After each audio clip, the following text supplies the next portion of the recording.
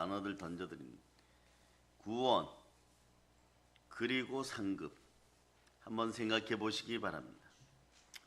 예수 그리스도의 이름으로 오늘 이 자리에 나온 여러분 할렐루야 환영합니다.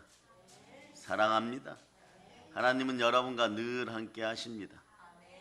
여기까지는 좋은데 말입니다. 살다가 죄와 사망의 법에 걸려가지고 넘어졌을 때, 기도하였는데 응답이 잘 안 될 때 하나님이 과연 계실까? 이런 질문들 많이 던지죠. 근데 오늘 구약에서 그러한 답들을 찾아가 보도록 하겠습니다. 이사야 44장 21절을 보면 야곱아 이스라엘아 이 일을 기억하라. 너는 내 종이니라. 내가 너를 지었으니 너는 내 종이라. 이스라엘아 너는 나에게 잊혀지지 아니하리라. 그렇게 말씀하셨습니다. 하나님 우리의 창조자입니다. 창조주이시죠. 그리고 언제나 선한 것으로 좋은 것을 주시는 유일한 창조주는 하나님이십니다. 늘 기억하시고 간신과 사랑을 표현할 수 있기를 바랍니다. 이사야 44장 22절에서는 여호와 하나님께서 이렇게 말씀하십니다. 내가 너의 허물을 빽빽한 구름같이 너의 죄를 안개같이 없이 하였으니 너는 내게로 돌아오라. 내가 너를 구속하였습니다. 무슨 뜻이에요? 하나님은 우리의 모든 죄를 용서했습니다. 그 많던 죄들을 빽빽한 구름같이 안개같이 한순간에 모두 다 없애주셨습니다. 하나님은 우리의 구원자이십니다. 하나님 우리를 구속하여 주셨습니다. 하나님은 우리에게 늘 이렇게 얘기합니다. 너는 내게로 돌아오라. 기독교 신앙은 이 본질적으로 말이에요. 너는 내게로 돌아오라예요. 아담아 돌아오라. 하와야 돌아오라. 가인아 돌아오라. 돌아올 길이 없어요, 여러분. 그 길을 열어주신 분이 예수 그리스도십니다. 예. 우리의 마음은 세상을 향하여 나아가서는 안 될 것이고, 우리의 발걸음은 복음의 신을 신고 십자가로 달려나와야 될 것입니다. 하나님을 향하여 나오라는 얘기입니다. 하나님께로 돌아오라는 것입니다. 그리고 영원히 돌아올 길을 만나라는 것입니다. 그리스도의 몸된 교회에서 영원히 돌아갈 길을 찾는 여러분이 되시기를 바랍니다. 그러려면 예수님이 내 안에 계시다는 믿음과 예수 그리스도를 향한 사랑이 있기를 축복합니다. 우리의 발걸음은 우상을 향한 발걸음이 아니라 예수님이 계신 교회를 향한 아름다운 믿음의 발걸음들이 되시기를 바랍니다. 시편 27편 4절에서 내가 여호와께 바라는 한 가지 일 그것을 구하리니 곧 내가 내 평생에 여호와의 집에 살면서 여호와의 아름다움을 바라보고 그의 성전에서 사모하는 그것이라. 여러분 한번 읽어보세요. 시작. 내가 여호와께 바라는 한 가지 일 그것을 구하리니 곧 내가 내 평생에 여호와의 집에 살면서 여호와의 아름다움을 바라보며 그의 성전에서 사모하는 그것이라. 이건 다윗의 고백이에요. 오늘날 성령 충만한 가운데 다윗의 고백이 여러분의 고백이 되기를 축복합니다. 사랑하는 여러분, 하나님은 수많은 민족 가운데 이스라엘을 선택하셨어요. 그런데 왜 하나님께서 선택하신 남유다는 이방 민족인 바벨론, 왜 바벨론에 멸망당하고 포로로 끌려갔을까요? 하나하나 체크해 보겠습니다. 이 사람들 하나님을 믿었을까요? 안 믿었습니다. 믿었습니다. 성경 말씀 알고 있었을까요? 어릴 적부터 너무나 잘 알고 있었습니다. 안식일을 기억하고 양과 염소, 제물을 정성껏 준비하고 또 예루살렘 성전에 나가 하나님 앞에 제사도 드렸습니다. 하물며 절기도 잘 지켰어요. 그러고 이렇게 표현했어요. 나는 하나님의 택함 받은 백성이다. 나는 하나님의 선민이다. 그런데 왜 그들에게 하나님은 사랑과 은혜와 은총과 확실한 구원을 베푸신 것이 아니라 전쟁 가운데 무서운 심판으로 그들이 포로되게 하였을까요? 남유다는 멸망하고 왜 바벨론에 끌려갔을까요? 이 시대 한국 교회가 돌이켜 봐야 될 부분이 그겁니다. 이사야 1장 16절로부터 18절 보세요. 1장 16절로부터 18절 읽어주세요. 시작. 너희는 스스로 씻으며 스스로 깨끗하게 하여 내 목전에서 너희 악한 행실을 버리며 행악을 그치고 선행을 배우며 정의를 구하며 학대받는 자를 도와주며 고아를 위하여 신원하며 과부를 위하여 변호하라 하셨느니라. 여호와께서 말씀하시되 보라 우리가 서로 변론하자. 너희의 죄가 주홍 같을지라도 눈과 같이 휘어질 것이요 진홍같이 붉을지라도 양털같이 희게 되리라. 자, 15절도 한번 읽어주세요. 15절 시작. 너희가 손을 펼 때에 내가 내 눈을 너희에게서 가리고 너희가 많이 기도할지라도 내가 듣지 아니하리니 이는 너희의 손에 피가 가득함이라. 너희가 많이 기도할지라도 내가 듣지 아니하리니 이럴 때 해답은 그 밑에 있어. 이는 너희의 손에 피가 가득함이라. 이건 죄악이 가득함이라 그런 것이에요. 세상 표현으로 교회는 마당만 밟고 갔고 두 마을 품어 정함이 없는 상태에서 죄의 피가 많았다는 거죠. 그런데 그들에게 하나님은요, 여호와 하나님은 창조주이시고 그들이 믿었던 신입니다. 그런데 하나님의 심판이 선포되어 버렸어요. 이 전에 막아야 돼요, 여러분. 심판의 말씀이 떨어지기 전에 막아야 돼요, 여러분.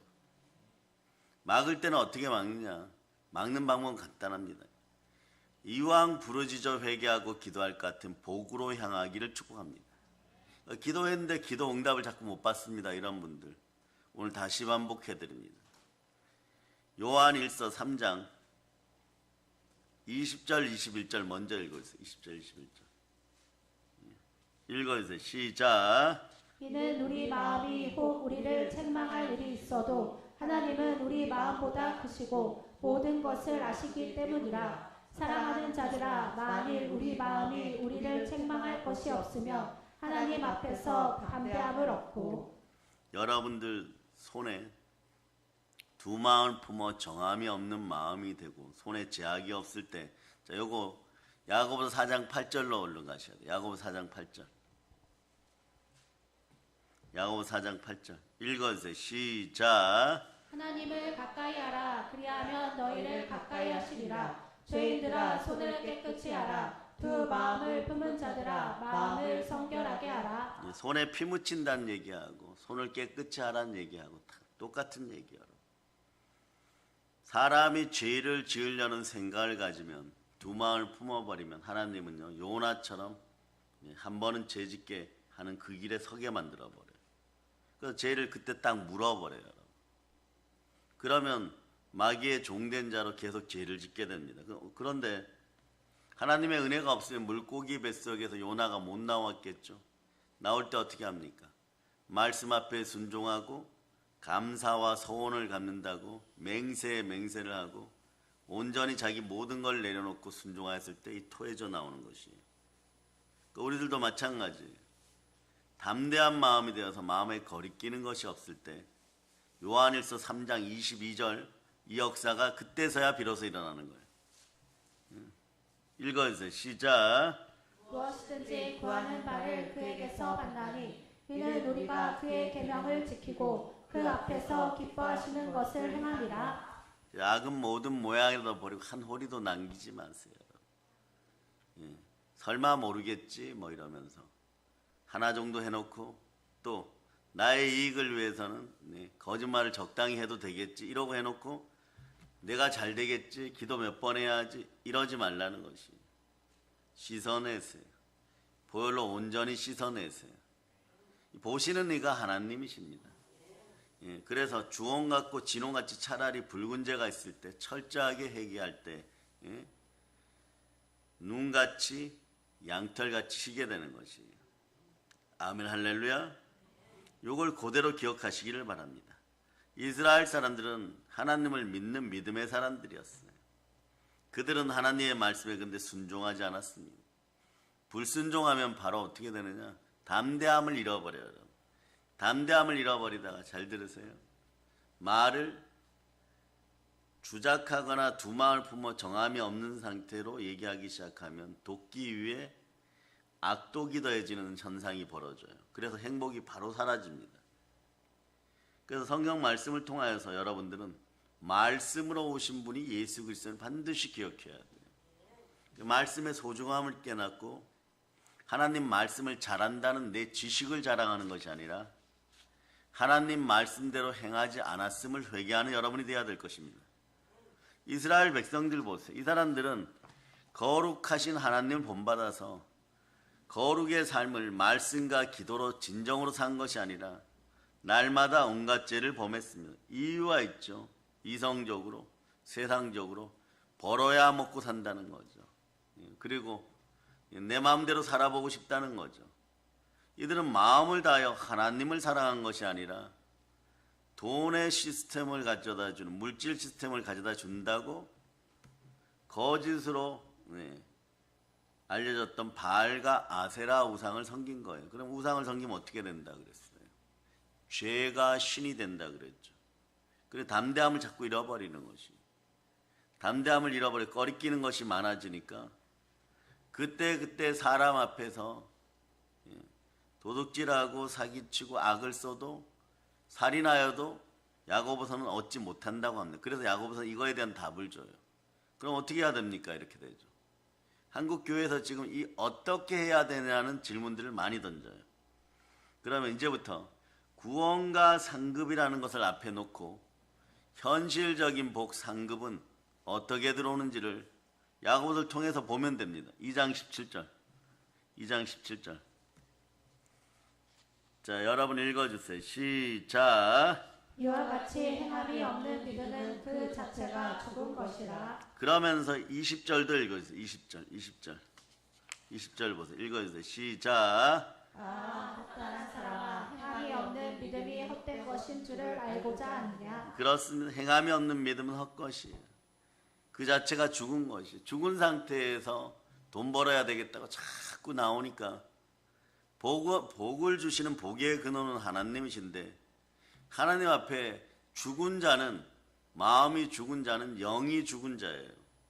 영이 죽은 자는 성령으로 서지를 못하는, 그 예수 이름이 없는 상태에서 자꾸 구한다는 거예요. 이게 허점이었다는 거예요, 여러분. 요거만 돌이키면 돼요. 자, 요걸 돌이키는 방법을 알려, 그 성경대로 하시면 됩니다. 성경대로. 요한일서 5장 9절 10절 넣어보세요. 내 마음속에 예수 그리스도를 충만하게 다시 모시고 하나님 앞에 설 수 있는 때가 이미 임하였음을 선포할 수 있기를 바랍니다. 자, 여러분 읽어주세요. 시작. 만일 우리가 사람들의 증언을 받을진대 하나님의 증거는 더욱 크도다. 하나님의 증거는 이것이니 그의 아들에 대하여 증언하신 것이니라. 하나님의 아들을 믿는 자는 자기 안에 증거가 있고 하나님을 믿지 아니하는 자는 하나님을 거짓말하는 자로 만드나니 이는 하나님께서 그 아들에 대하여 증언하신 증거를 믿지 아니하였습니다. 죄의 값은 사망이라는 이 단어가 말이에요. 상당히 은혜가 있어요. 왜냐? 죄를 신으로 모시면은 말이에요. 돌아갈 길이 없는 인생들이 돼요. 우리는 너는 내게로 돌아오라 이러신 하나님의 말씀을 깊이 생각할 수 있기를 바랍니다. 우리는 본향으로 돌아가야 돼요. 그러면 사람들이 그러죠. 현실적인 복만 추구하는 사람들이 이렇게 얘기할 수 있습니다. 그러면 하나님 아버지 앞에 있으면 교회 다니면 현실적인 복은 받지 말아요. 현실적인 복은 더 크게 받아요, 여러분. 무엇이 기록되어야 되나? 첫째, 여러분 구원받았어요. 이것이 힌트예요, 여러분. 구원이란 뜻 속에는 속량이란 뜻은 빚을 갚아주다가 있어요. 이건 영적인 거, 인간적인 것, 그 다음 물질적인 거 다 빚을 갚아주는 것이에요. 왜 갚아주느냐 보세요. 예수가 죽으시고 부활해서 우리와 함께 할 때 여러분들은 그분의 은혜로, 하나님의 은혜로 구원받았습니다. 자, 여기서 구원받았을 때 성령님이 여러분과 함께하면 내 안에 예수 그리스도가 계시다는 것을 믿는 믿음이 들어가면 여러분의 영은 살아있다는 걸 알게 되는 것이에요. 그럼 이렇게 되면 어떠냐? 모든 복을 받을 자격이 되었다는 것이에요. 에베소 2장 6절 보세요. 에베소 2장 6절.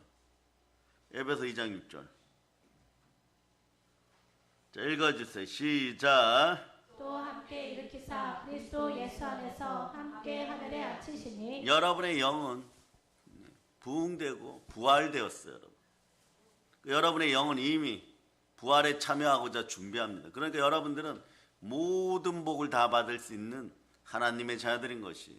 로마서 8장 11절은 그래서 여러분이 부욕해 되는 기본 원리들을 핵심을 다 심어줬어요. 죄와 사망을 밟아버리고 생명의 성령의 법으로 어떻게 살아야 되는지를 알려주고 있습니다. 자, 읽어주세요. 시작.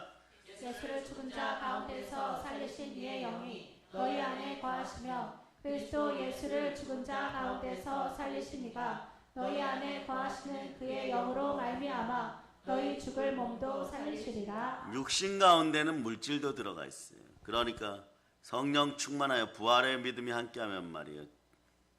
돈이 여러분을 정죄할 수 없어요. 죄가 여러분을 정죄할 수 없어요. 사람이 여러분을 정죄할 수 없습니다. 오로지 우리는 영의 사람으로 영의 말씀에 이끌려 살아가는 산 사람들임을 기억하실 수 있기를 바랍니다. 그래서 여러분 요거 다음에 그런 구원을 받았어요. 이것이 기본적인 부흥과 부요의 첫걸음이에요. 여러분 영혼이 잘된 같이. 그런데 범사가 잘되고 강건하면 현실적인 복이죠. 이 현실적인 복은 상급으로 표현합시다. 우리는 상급을 받아야 돼요. 구원의 길은 사실은요 간단해 보입니다. 주 예수를 믿으라 그리하면 너와 내 집이 구원을 받으리라. 오직 주 예수 그리스도를 믿기만 하면 구원을 받습니다. 다른 길은 없어요. 그러므로 우리는 예수 그리스도 십자가를 온전히 믿어야 됩니다. 예수님이 십자가에서 보혈을 흘리심으로 피를 흘리심으로 나의 죄를 용서해 주셨다는 이 자체를 믿어야 돼요. 그러나 구원받은 사람들이 이제 이걸 이야기하죠. 교회 다니니까 복 받아야죠. 이러면 현세적인 복을 얘기할 때 우린 상급이라고 얘기합시다. 하나님의 상급을 받기 위해서는 이것이 필요합니다. 행함 있는 믿음, 신실함이 필요해요. 구원은 믿기만 하면 되지만 하나님의 상급을 받기 위해서는 기본적인 것 빼고 그 이상은 무언가를 해야 돼요. 그냥 가만히 있는 사람에게 하나님의 상급, 하나님의 복이 임하지 않습니다. 그냥 가만히 있는 사람들에게 하나님의 복이 임하였으면 대한민국은 천만인데 말이에요. 비율적으로 전 세계에서 제일 잘 사는 나라가 되었을 거예요. 그런데 어떻습니까? 이번 명절을 지나면서 마트 갔던 분들은 스트레스로 졸도하는 줄 알았을 것이에요. 몇 배가 더 비쌉니다. 몇 배가 더 비싸. 특히 생물 위주로. 그렇죠. 생선이나 야채나 살아있는 것들 위주로 말이에요. 훨씬 더 비쌉니다. 그럼 어떻게 해야 될까요? 자, 우리는 1000만 기독교인들을 데리고 있으면서 전 세계에서 비율적으로 달러 수준에서 최고 부유한 자들이 되지 못했어요. 우리보다 잘 산 나라는 이미 많아요. 인도도 우리를 추월한다 그러고 베트남도 추월한다 그럽니다. 그럴 때 이러죠. 인도가 베트남이 이렇게 얘기해요. 그러고 마음 아파하고 분노해봐야 현실은 그 사람들 GDP가 더 크다는 것이, 더 많다는 것이 여러분. 영어를 좀 아는 사람들이 미국 사설을 읽어보면 한국과 베트남하고 미국 기업들이 어디와 거래할래 이럴 때 소비재를 파는 회사들은 전부 다 베트남으로 간다고 얘기해요. 더 많이 팔 수 있다는 얘기죠. 어쨌거나 한국 교회는 1000만입니다. 이제 이걸 바탕으로 우리는 적어도 말이에요. 가난의 형에 휩싸인 공산주의자들보다는 잘 살아야 될 거 아닙니까? 그럼 여러분 어떻게 해야 될까요? 물론 하나님은 모든 사람을 사랑해 줘. 여기서 여러분 그냥 교회 와서 마당만 밟고 가는 사람들이 착각하는 게 있어요. 하나님은 사랑이시잖아요. 그렇습니다. 공의롭게 공통 범위 안에서 공기가 우리에게 있고 물이 우리에게 있듯이 하나님의 사랑, 하나님의 복, 기본적인 하나님의 은혜는 주시지만 이것은 모든 사람들이 공의롭게 공평하게 평등하게 받는 은혜이고 사랑이고 복인 것이에요. 기본적인 경제활동, 기본적인 체력, 기본적인 건강, 생육하고 번성, 교회 나올 때 기본적인 영적인 은혜, 요 정도까지예요, 여러분. 여기서 현실 따지는 사람들에게 현실에서 이만큼 받았으면 구원받은 너희는 내 아들 예수를 믿어서 이만큼 받았으면 충분히 받았지 이러면 세어보면 넘치도록 많아요, 여러분. 그런데 말이에요. 상급이라는 것은 모든 사람들이 구원받았다고 할지라도 똑같이 받는 것을 상급이라고 말하지는 않잖아요. 여러분들도 초등학교 40대 50대 다닐 때 수미양가 나왔어요. 시험 봤다고 동일하게 공평하게 전부 다 올수 줍니까? 여러분 중에 자 올수 한번 다 받아보신 분들, 예? 초등학교 6학년 동안 다니면서 올수 받아본 분들 다 같이 똑같이 시험 봤잖아요. 근데 왜 못 받아보셨습니까? 그런 원리하고 비슷해요. 그러니까 바울도 과거의 일은 뒤로 하고 앞에 있는 일을 향하여 끊임없이 표대를 향해 달려간다고 얘기했던 것이에요. 그럼 우리는 상금을 받기 위해서 뭘 해야 됩니까? 간단합니다. 하나님이 기뻐하시는 일을 하면 됩니다. 하나님이 기뻐하시는 일이 뭡니까? 무엇을 기뻐하실까? 이것만 찾아내면 되는 것이에요. 그 잘 나와 있죠. 히브리서 11장 6절로. 히브리서 11장 6절. 자, 읽어주세요. 시작. 믿음이 없이는 하나님을 기쁘시게 하지 못하나니 하나님께 나아가는 자는 반드시 그가 계신 것과 또한 그가 자기를 찾는 자들에게 상 주시는 이심을 믿어야 할지니라. 하나님은 상 주시는 분이십니다. 우리는 하나님이 주시는 상을 받기 위해서 뭘 해야 될까요? 상은 거저 주지 않습니다. 그런데 이 본문을 보니까 히브리서 11장 6절을 보니까 믿음이 없이 상 주시는 이심을 믿어야 할지니라. 믿음이라는 거죠. 믿음은 어떻게 보여질까? 믿음이 보여지는 방법이 있어요. 행함으로 그 믿음을 보여야 됩니다. 그런데 이왕이면 사랑의 능력교회 성도들이요, 성령으로 말씀에 순종할 때 여러분 아주 오늘 여러분 마음속에 내적 치유 분야에서 여러분들을 복된 그릇으로 만들어 드리겠습니다. 여러분 마음속에 갈등이 일어나고 부정이 일어나죠. 그래서 사람들은 계속 어떤 순간에도 긍정하라 그래서 뭐 긍정 마인드 가져라 이렇게. 근데 책 한 권을 읽고 너튜브 몇 개 봤다고 해가지고 긍정 마인드가 되던가요?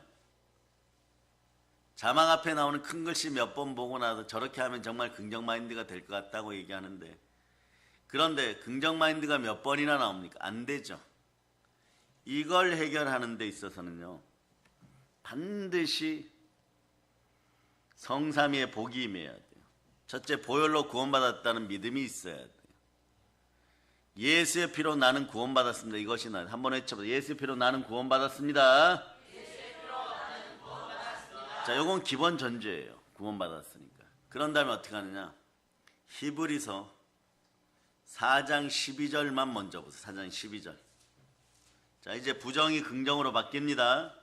자, 읽어주세요. 시작. 하나님의 말씀은 살아있고 활력이 있어 좌우에 날선 어떤 검보다도 예리하여 혼과 영과 및 관절과 골수를 찔러 쪼개기까지 하며 또 마음의 생각과 뜻을 판단하나니. 마음의 생각과 뜻을 판단하는데 어떻게 해야 되느냐? 성령을 따라서 말씀이 들어오면 이게 성령의 검이에요. 요거 구분도 지금 정확하게 해줍니다. 왜 성령을 따라 영의 생각으로 말씀을 읽어야 되느냐? 그렇지 않으면 여러분 결코 변함이나 복이 들어오지 않아요. 아니 그렇지 않을 건데 어느 정도는요, 뭐 들어오고 뭐 제지어도 형통한 사람 좀 보았고 이렇습니다. 그건 말이에요. 그거 계속 부러워하다가 그 마음 가지고 있다 50년 뒤에도 가난해요, 여러분. 어쩌다 잘된 케이스, 어쩌다 자기 복에 넘쳐가고 받은 케이스들. 그러나 결국 멸망의 자식, 지옥 백성으로 가는 그걸 부러워해서는 안 된다는 거죠. 자, 요거 히브리서 4장 12절을 정확하게 여러분들이 가지고 있으면 이깁니다. 자, 이기는 이유는 조금 이따가 설명하기로 고린도 3장 6절 보세요. 자, 요거 세번역 성경으로 방송팀이 보여줄 수 있으면 보여주고, 그냥 빨리 펼쳐주시기 바랍니다. 읽어주세요. 시작. 하나님께서 우리에게 새 언약의 일꾼이 되는 자격을 주셨습니다. 이 새 언약은 문자로 된 것이 아니라 영으로 된 것입니다. 문자는 사람을 죽이고 영은 사람을 살립니다. 영의 사람은 사람을 살려요. 성령으로 말씀을 보세요. 그럼 이것이 어떻게 되느냐? 구원의 투구, 말씀의 검, 성령의 검이 돼요. 그 말씀이 여러분 속에 들어오면서, 성령으로 들어오면서 혼과 영과 및 관절과 골수를 철저하게 육신까지 찔러 쪼개고 이렇게 돼요. 그 세포가 바뀌어가는 거죠. 그 다음 단계가 어떻게 되느냐? 여러분의 마음을 싹둑 잘라버려요. 베드로가 말고의 길을 자르듯이 부정과 긍정 중에 부정을 확 잘라버려요, 여러분. 그럼 어떻게 되느냐? 히브리서 4장 13절이 나와버립니다. 이게 안 되기 때문에 말이에요. 여러분들에게 말씀에 복이 임하지 않는 것이. 자, 읽어주세요. 시작. 것이 하나도 그 앞에 나타나지 않음이 없고 우리의 결산을 받으실 이의 눈앞에 만물이 벌거벗은 것 같이 드러나느니라. 제 부정 속에 숨겨놓고 숨었던 것들이 잘라내니까 다 드러나 버려요. 하나님이 이런데도 너는 마음을 정결하게 하지 못하고 죄를 품은 마음으로 나를 보려고 하느냐? 너는 산상수훈의 교훈도 모르냐? 마음이 청결한 자는 복이 있나니 하나님을 볼 것이요. 너는 죄 뒤에 숨어서 죄를 신이라고 하고 우상이라고 하면서 복받을 준비를 하는 이렇게 되어버려요. 이 상태를 지금 해결해 줬어요. 그러니까 여러분들, 제가 처음에 내적 치유 분야 책을 한 15년 전에 쓸 때는 말이에요. 이 구절 붙잡고 어마무시하게 고민 많이 했어요. 원어 찾고 못 찾고. 그런데 요걸 한 15년이 지나서 여러분 앞에 이렇게 딱 펼쳐주려고 하니 너무 간단한 거예요. 왜냐? 말씀이 여러분에게 왔습니다. 태초에 말씀이 여러분과 함께 하였어요. 그 말씀이 여러분에게 왔어요. 그분이 성육신 하신 예수 그리스도예요. 그러니까 성령으로 말씀에 순종하면 여러분의 세포 하나하나가 지금부터 혼과 영과 및 관절과 골수, 육신 하나하나가 전라도 분들이 젓갈 담그듯이 차곡차곡 적셔지는 거예요. 여러분. 그러니까 상급은요, 행함이 있는 믿음으로 신실해야 돼요. 여러분. 물론 다른 일이긴 하였지만 한때 한 번 제가 일평생에 20년 목회하면서 피부과를 한 번 갔는데 그 젊으신 의사 선생님이 다른 데를 치료하면서 약을 발라주면서 여기를 이렇게 만져주셨어요. 한 번만 만져봐도 되겠습니까? 그래서 만지라고 하니까 그래서 제가 뭡니까? 이랬더니 무슨 일을 하였기에 얼굴에 근육이 생겼어요? 이러더라고요. 그래서 진실을 얘기하십시오. 이랬더니 뭔가 계속 여기를 눌러가지고 지방종이 얼굴에 있는 이마에 있는 지방이 이쪽으로 다 밀렸다는 거예요. 왜냐하면 그러다 생각해보니 그때도 깨달음이 있어. 아, 무엇이든 신실해야 되구나. 낙순물에 처맛돌이 구멍난다는 하는 말이 맞구나. 매번 그때는 기도할 때 어떻게 합니까? 무릎이 튼튼하니까. 지금은 말이에요. 어떤 분이 사다 준 기도 틀 앞에서 이렇게 다리를 조금 발꿈치를 들고 기도하도록 그걸 중간에 놓고 기도하니까 그런 자세가 안 나요. 옛날에 이렇게 엎드려서 기도하죠. 이걸 누가 잘하셨냐? 소천하신 조용기 목사님의 장모님 되시는 할렐루야 할머니, 할렐루야 목사님, 최자실 목사님이 잘하셨어요. 이걸 이렇게 하는 거예요. 이렇게 기도, 엎드려서. 그러면 나중에 보면 여기 이마가 말이에요. 근육이 그분은 진짜 생길 정도 두꺼워졌었어요. 그런데 그 상태가 되니까 얼마나 하나님이 기뻐하셨는지 선포하는 대로 이루어져요. 그냥 차를 타고 가다가도 저기 있는 저 땅 2달 뒤에 우리 교회 세우기에 주세요. 줘요, 여러분. 줘요. 예화를 좀 더 들어드립니다. 강남 기도원 하던 자리도 가면서 저거 한 달 뒤에 하나님 저에게 주세요. 줘요, 여러분. 그래서 한때는 말이에요, 여러분. 네. 그냥 얘기해 드립니다. 전두환 씨 부인이 전 대통령 부인이 영부인이었던 이순자 이런 분들 알죠? 빨간 바지. 이런 분들이 정신이 번쩍 들 얘기 해준다. 몇 사람 육사 동기 부인들하고 다니면서 땅 투기했어요. 그분들이 한때 조사받으러 갈 때 넘버 2로 붙잡혀 가신 분이 최자실 목사님이. 왜 붙잡혀 갔느냐? 지나가다 딱 마음에 들면 경상도 가든 전라도 가든 딱 마음에 들면 하나님 우리 걸로 주세요 이러면 한 달 뒤에 주고 2달 뒤에 주고 돈도 그냥 여의도 교회에서 나오니까 그때 지불하고 뭐 이렇게 하고 했더니 말이에요. 땅 투기 이유가 됐어요, 여러분. 보이지 않는 전설이에요, 여러분. 부동산 업계의 전설이에요, 여러분. 그 정도로 하나님이 복을 줘서 어떻게 기도하니까 신실하게 엎드려서 이렇게 기도하니까 저도 이제 밀렸어요. 밀려갖고 이렇게 됐으니까 그분이 의사 선생님이 그랬습니다. 칼로 살짝 째갖고 뽑을까요? 그래. 좀 흉해지겠죠 이랬더니 주사기 요법도 있습니다. 이렇게 주사기 넣어갖고 뺐는데 그건 좀 아플 것 같다고 다음에 보자 그러고 여태까지 몇 년째 안 가고 있어요. 예? 마찬가지 여러분. 상급은 충신과 진실, 신실함이 있어야 돼요. 그 두 번째는 뭐냐? 성령으로 말씀 봐서 말씀의 검이 여러분 속에서 부정적인 부분을 다 잘라내었음을 봐야 돼요, 여러분. 그럴 때 질그릇 같은 여러분 인생 속에 누가 들어오셨냐? 예수 그리스도가 들어와서 보배합이 되었다는 이 긍정 마인드가 이때 들어가는 것이. 이 믿음의 마인드라고 합시다.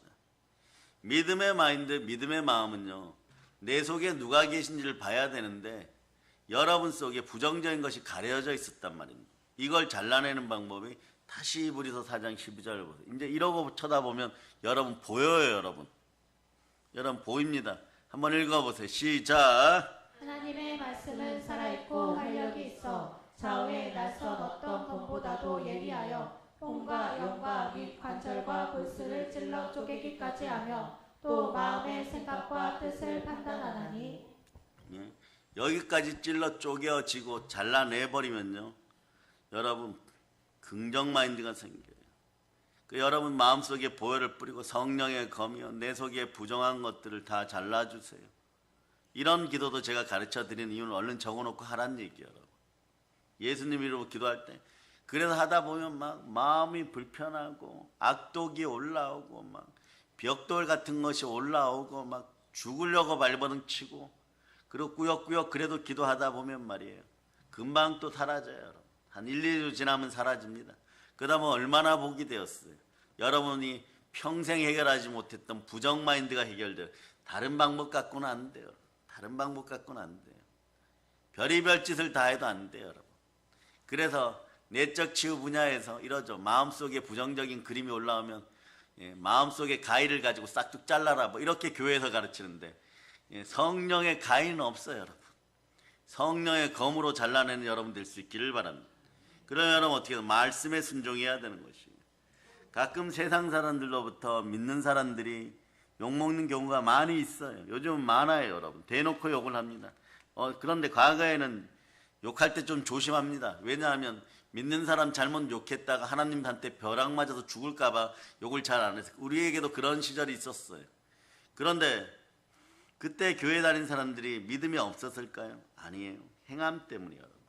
돈 벌어서 먹고 사는 것도 행함이에요. 저는 실제로 신학대 때 경험했습니다. 정말 가난하게 신학대에 와서 열심히 공부하는 제 동기 남자분이 있었는데 그 댁을 한번 들릴 일이 있었는데 그 댁 누님이 그러는 거예요. 막 들어오자마자 막 화를 내고 야단쳤어. 우린 밖에 있는데 말이에요. 같이 나가야 되는데 갈 수도 없고 앞에 다 들었습니다. 너는 벌어놓은 것도 없고 신학대 다니면은 우리는 진짜 멍멍이 판 5분 전이지. 근데 나는 너 같은 애 때문에 교회를 못 가겠어. 과거에 나도 교회를 다녔는데 못 가겠어. 너 같은 애 때문에 너희는 개판 3분 전이잖아. 잃어버린 거예요. 앞에 멍멍이 판 5분 전은 자기네 거고 믿는 사람들 보고는 이렇게 얘기를 해버린 거예요. 밖에서 얼마나 가슴이 떨리는지 분하기도 하고 억울하기도 하고 그런 마음이 들었었어요. 다른 사람들에게 좋은 영향력을 깨치 못할 때, 죄악을 범할 때, 나쁜 짓을 할 때 성도들은 세상 사람들로부터 욕을 먹는데 이것까지도 괜찮아요. 그러나 마귀가 괜찮은 것이 아니지만 이것까지는 어느 정도 이길 수 있어요. 그러나 마귀가 틈타게 하면 그때부터 이상한 일이 벌어져요. 더 큰 일이 벌어져요. 부정적인 마음을 가지고 계속 활용합니다. 부정을 부풀려 버려요, 여러분. 그래서 교회에서 예수 그리스도를 만나는 것보다 세상으로 나가서 우상 숭배하여 어떻게 하면 잘 살까 이 생각이 먼저 앞서버려요. 계속 미끄러지는 거죠. 상실한 마음인 거죠. 세상 사람들이 교회 다니는 사람들 욕할 때 교회 다니면서 믿음이 없다라고 이렇게 고상하게 욕하는 사람 없어요. 믿음이 아니라 행함이 없기 때문에 세상 사람들로부터 욕을 먹는 것이에요. 물론 우리는 믿음으로 구원받았습니다. 절대 행함으로 구원받지 않았습니다. 아무리 악한 사람이라고 할지라도 아무리 큰 죄를 지은 사형수라고 할지라도 아무리 형편없는 인생이라고 할지라도 예수님을 믿기만 하면 구원을 받습니다. 예수님이 십자가에 달려 돌아갈 때 옆에 있던 강도도 예수여 당신의 나라에 임하실 때 나를 기억하소서 라는 말 한마디, 오늘 내가 나와 함께 낙원에 있으라고 할 때 구원받았습니다. 우리는 오직 믿음의 고백으로 구원을 받습니다. 예수님이 승천하신 후에 부활하신 예수님을 전하던 사도들과 성도들은 큰 고난, 큰 핍박, 큰 환난을 당했습니다. 예수를 믿는 사람들은 밖으로는 로마 황제의 핍박을 받았고 안으로는 같은 민족, 그렇죠, 형제, 야단치던 그 누님, 유대인들, 대제사장, 바리새인, 사두개인, 율법학자, 이스라엘의 교법사들로부터 핍박받았어요. 그런데 이 핍박 가운데서도 이들은 행함 있는 믿음이 있었다는 것이에요. 그것이 초대교회가 빈곤을 돌파하고 핍박을 돌파할 수 있고 부정을 잘라낼 수 있었던 이유 중에 하나입니다. 그건 뭐냐? 성령께서 이끄시는 대로 철저하게 말씀에 순종했다는 것이에요. 디모데전서 1장 13절 보세요. 그 중에 대표자가 누굽니까? 대표 선수는 바울입니다. 자, 사울이 바울 되었죠. 읽어주세요. 시작. 내가 전에는 비방자요. 시작. 내가 전에는 비방자요 박해자요 폭행자였으나 도리어 긍휼을 입은 것은 내가 믿지 아니할 때에 알지 못하고 행하였음이라. 자, 이렇게 고백할 정도로 스데반 집사의 죽음에도 당당하게 관여했어요. 이것도 뭐냐? 나는 잘났고 내가 하는 것은 맞아, 그러면서 당당하게 관여했습니다. 믿음의 사람들 심하게 괴롭혔어요. 사도행전 8장 3절 보세요.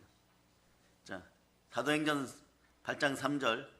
자, 사울이 교회를 잔멸할 때 읽어주세요. 시작. 사울이 교회를 잔멸할 때 각 집에 들어가 남녀를 끌어다가 옥에 넘기니라. 바울이 되기 전에 사울이라는 이름을 사용할 때 사울은 미친 자였어요. 교회를 없애려고 망아처럼 날뛰었습니다. 집집마다 찾아 들어가서 예수를 믿는 사람들 남자나 여자나 가리지 않고 끌어내서 감옥에 넘겼습니다.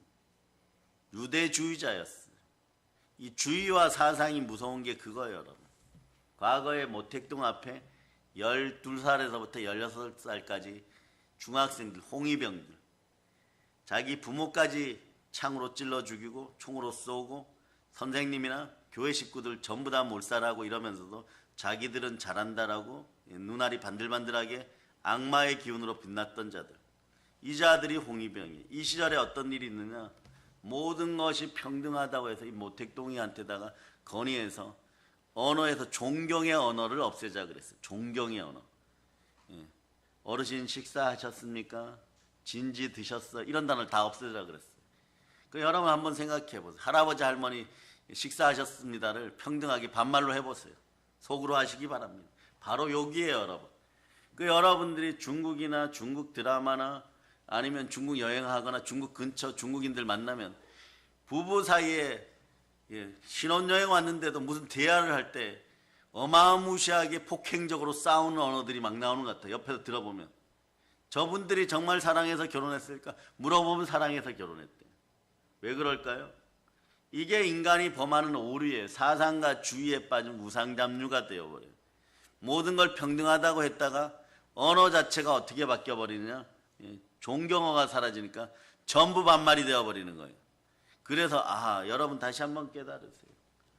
하나님의 질서 속에 말씀에 불순종했던 사람들은 무언가를 아무리 잘하여도 가난과 결국은 불평등과 불순종으로 가서 또 우상 숭배하는구나.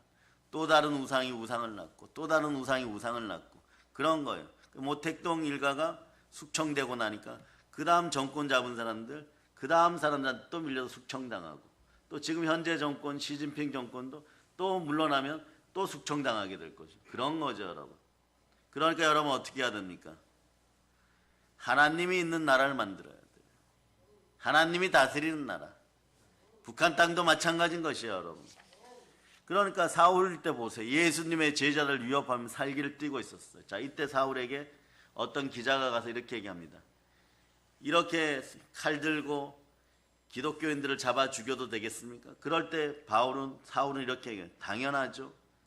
이성적으로 윤리적으로 이것이 틀렸다고 하면 저를 사형시켜도 될 겁니다. 이렇게까지 고백할 거예요. 그런데 얼마 지나지 않았어요.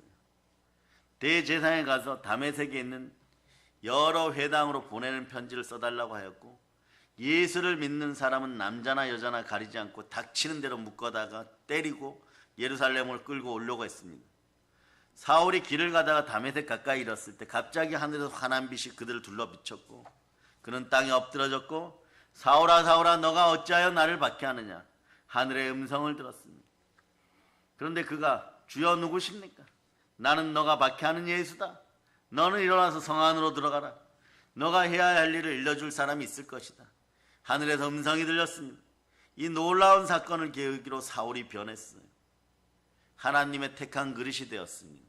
왜일까? 이 현상이 히브리서 4장 12절 현상 읽어주세요. 시작. 하나님의 말씀은 살아있고 활력이 있어 좌우의 날선 어떤 검보다도 예리하여 혼과 영과 및 관절과 골수를 찔러 쪼개기까지 하며 또 마음의 생각과 뜻을 판단하나니. IQ가 우리로 얘기하면 서울대생 중에 제일 좋은 사람이에요. 언어 능력은 10개 국어를 넘어서서 어떤 학자들이 얘기하는 14개 국어 정도 할 정도예요. 제사는 재벌 중에 재벌집 상속자고, 못하는 것이 없고 괴계에 능한 자이고 출세욕에 불타오르고, 그러니까 이스라엘 율법을 따라서 유대교 주의자들 율법을 따라서 모세오경은 다 외울 것이고 구약 성경은 달달달 외울 것이고. 자, 여기 말씀이 있어요. 말씀이 있는데 성령의 빛이 들어가 버렸어요. 어떻게 되겠어요, 여러분? 성령의 검이 있는 거예요. 그 말씀을 완전히 다 외우고 있는 사람이에요. 이 사람에게 성령의 능력이 더해지니까 이 검이 날카롭겠어요, 안 날카롭겠어요? 이 말씀의 검이 엄청나게 날카롭겠죠. 그러고 혼과 영과 및 관절과 구수 막 찔러 쪼개니까 눈이 멀어버리는 것이, 여러분. 자, 요 정도 설명하면은 여러분들이 이제 이해가 되기 시작하는 거예요. 그 말씀이 레마되고 순종할 수 있는 게 중요합니다. 하나님이 택한 자신의 그 일꾼을 삼아버렸어요. 그리고 예수님은 그때 글씨로는 똑같아요. 아나니아와 삽비라 이럴 때 다메섹에는 아나니아란 제자가 있죠. 이 제자에게 여기까지, 이분의 사명은 여기까지, 바울을 깨우는 데까지, 사울을 바울 만드는 데까지. 한상 가운데 아나니아를 부르시고 말씀하십니다. 일어나 집가라 하는 거리로 가서 유다의 집에서 5사람 사울이라 하는 청년을 찾으라. 그가 기도하는 중이니라. 이게 여기서 보면 말이에요. 아나니아가 이렇게 얘기합니다. 사울에게 가서 그에게 안수하여 보게 하라 이러니까 그 말을 듣는 아나니아는 어떻게 하느냐. 자기 이성으로 말이에요. 예수님, 그가 예루살렘에서 예수님의 성도들에게 얼마나 해를 끼쳤습니까? 나는 많은 사람에게 들었습니다. 그리고 그는 예수님의 이름을 부르는 사람들 잡아갈 고난을 대제사장이 받아가지고 여기 와 있습니다. 죽어도 못하겠습니다. 이런 거죠. 여기도 어떻게 되었느냐? 앞으로 들으세요. 히브리서 4장 12절 현상이 벌어져야 돼. 주가 말씀하시면 그냥 아멘 하면 되는데 이게 안 되는 거예요. 부정이죠. 요나도 마찬가지예요. 예수 그리스도를 만나지 못하였으니까 요나 목사님도 왜 우리를 과거에 우리가 일제 핍박받을 때 우리를 괴롭히는 동경의 대지진이 일어나든 말든 왜 회개하라고 합니까? 왜 온수나라가 전도하라고 합니까? 저는 그럴 수가 없습니다. 제 이성으로는 그럴 수가 없습니다. 사람들에게 물어봐도 이성으로는 그럴 수가 없습니다. 이렇게 되는 거예요.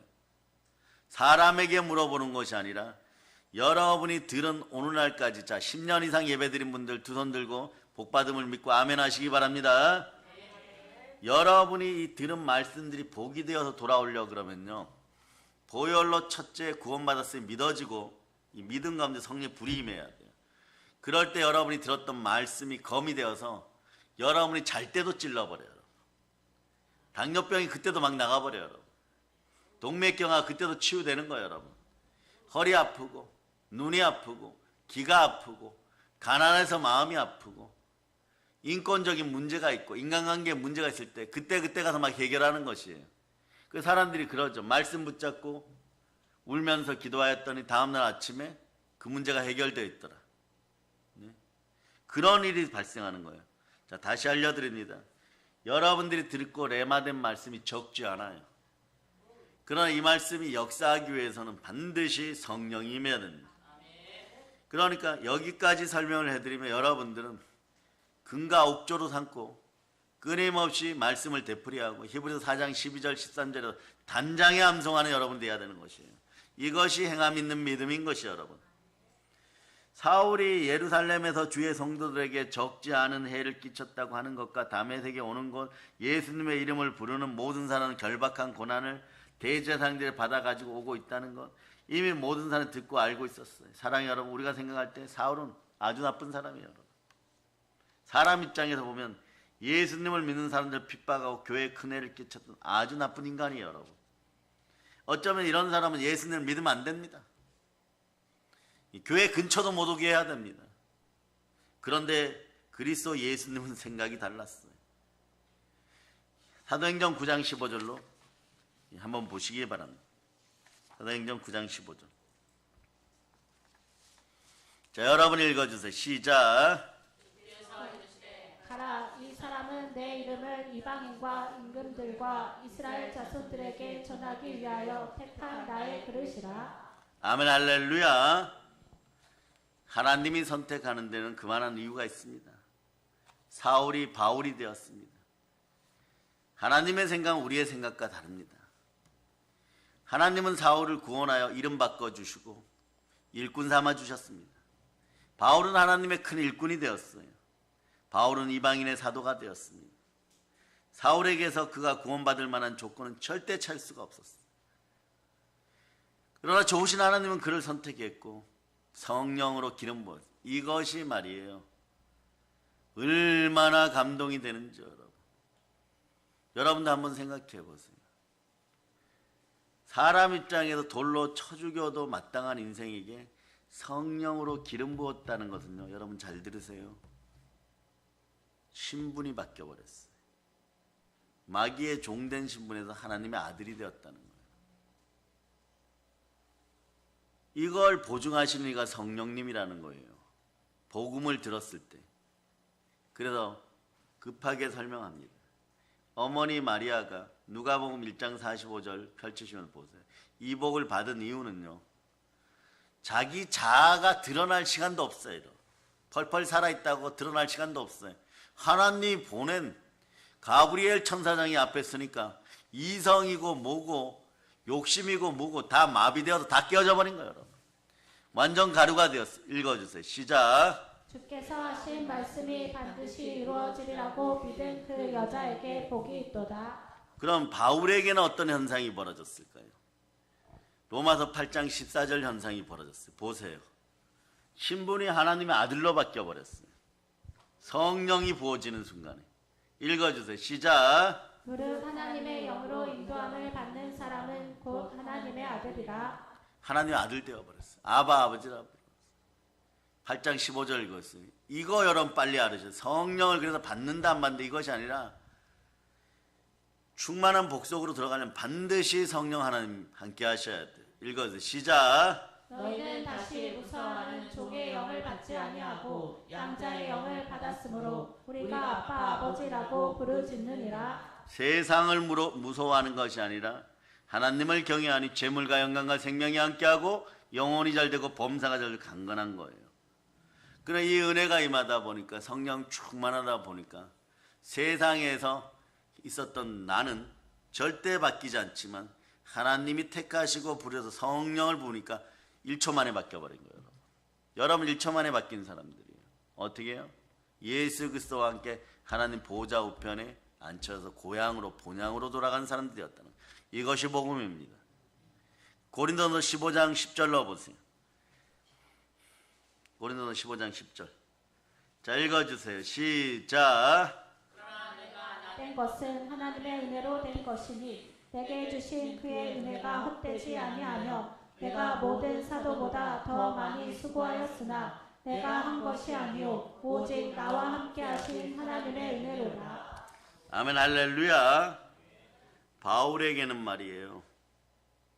하나님의 은혜의 축복이 있고 성령님이 함께 했습니다.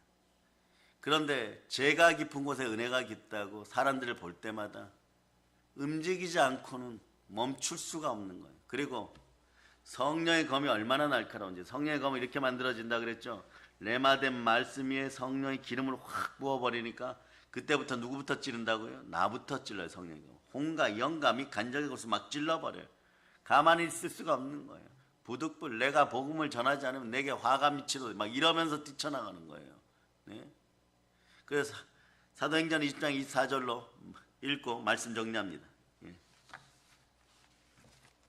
읽어주세요. 시작. 내가 달려갈 길과 주 예수께 받은 사명 곧 하나님의 은혜의 복음을 증언하는 일을 마치려 하면은 나의 생명조차 조금도 귀한 것으로 여기지 아니하노라. 옛날에 세상으로 살아가던 생명이 아니라 새 생명이 되었고, 이전 것은 지나 보라 새 것이 되었는데 성령 충만한 인생이 되었다는 거예요. 세포 하나하나가 성령으로 말씀에 순종하는 세포가 되었다는 거예요. 그러나 여러분들이 여태껏 먹었던 말씀 가벼운 거 아니에요. 그 위에 이제 성령의 기름 부음이 임하면 바울보다 더 큰 역사도 나타날 수 있습니다. 바울에게는 믿음뿐만 아니라 믿음 위에 행함이 더해졌다는 것이에요. 이건 전적인 하나님의 은혜입니다. 하나님 복을 내려주셨습니다. 이 복을 저는 성삼위의 복이라고 하고 싶습니다. 전천으로 복 받기를 바랍니다.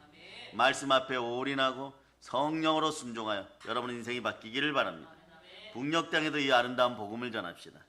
모든 걸 예수 그리스도의 이름으로 전합니다. 아멘. 보혈런치입니다. 자, 하나님께 영광의 박 돌리겠습니다.